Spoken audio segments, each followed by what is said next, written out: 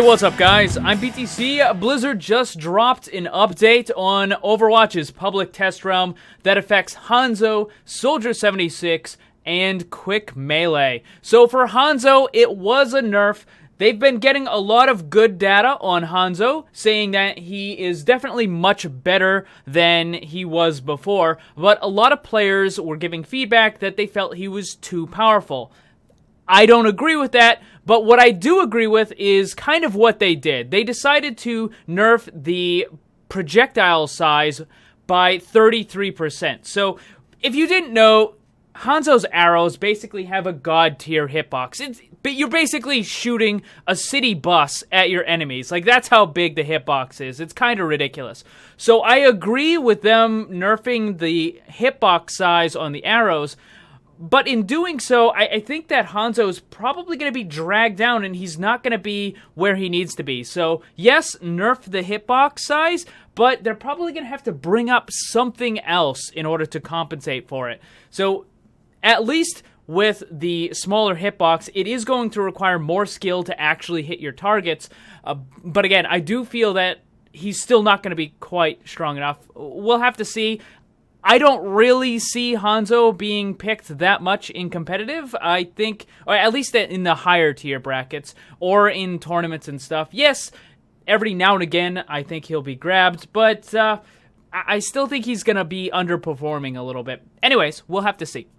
So next up is Soldier 76, and let me just quickly read it to you. It says, in the latest update today, you'll find that his weapon spread behaves a bit differently. In general, you'll notice the weapon starts its spread a bit earlier, but recovers the spread much more quickly. The net result of these changes should improve his effectiveness when burst firing his weapon, and helps get back into a more accurate state quickly when you've hit max spread. The end result should increase his effectiveness at longer ranges.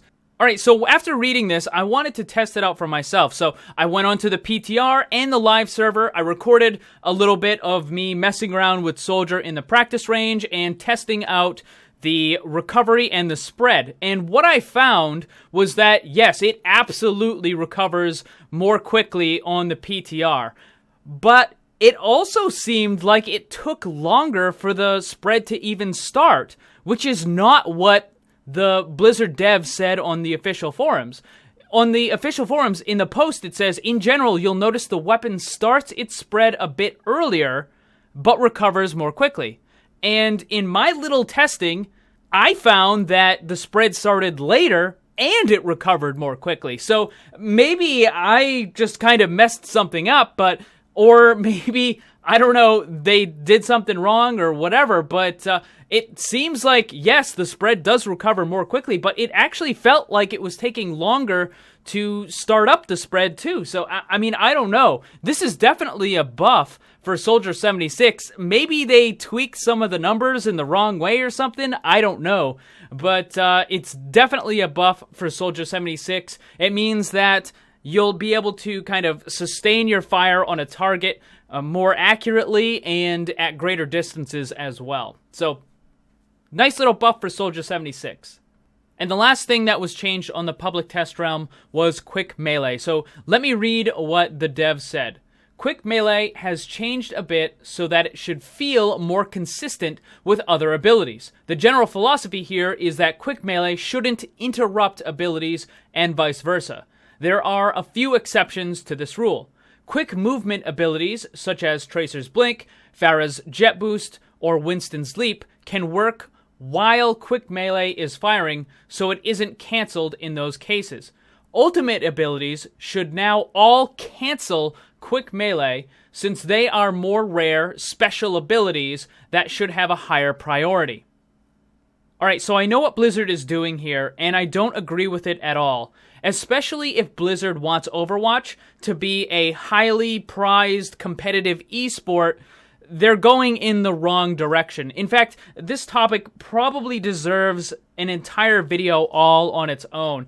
But basically what Blizzard is doing is they're kind of dumbing down their game. They're removing the ability to combo stuff. They don't want you to be able to shoot quick melee and then use another ability in quick succession to do a high damaging combo. They want you to do things at a much more kind of casual pace, shall we say, where you use this or you use that and that's it. You can't kind of like combo one into the other, and you can't animation cancel and that sort of thing.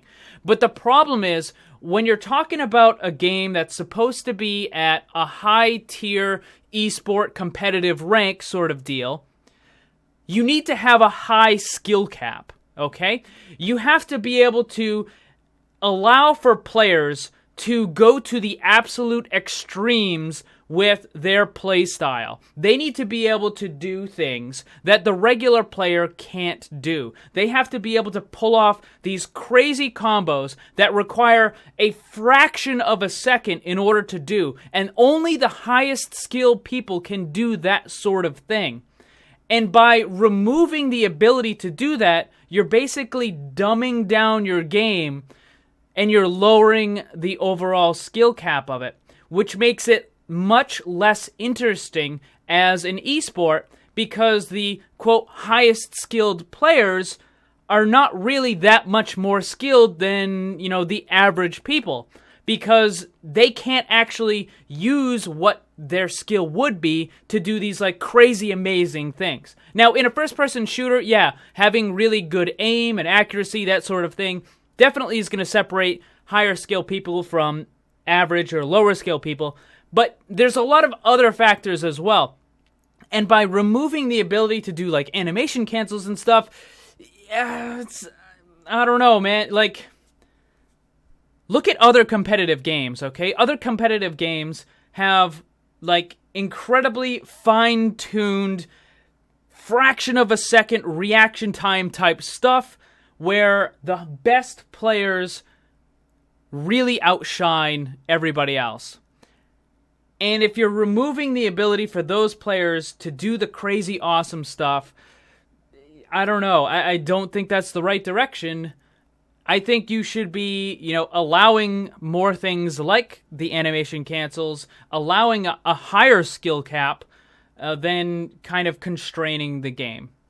So that's all the changes that they made on the test realm. If you want to try it for yourself, go to your Battle.net launcher and change your region to public test realm, and then launch the game from there, and you'll be able to try out all the cool new stuff. Remember, they still have the new map, Eichenwald, and also some of the new skins for Reinhardt on the PTR as well. So you can go and check out all that stuff before it hits the live servers. But that is going to be it for this one. Hope you guys enjoyed it. If you did, make sure you hit that like button, share it with your friends, and subscribe, because there's lots more Overwatch content to come. Remember, always blame the controller, because it's never your fault.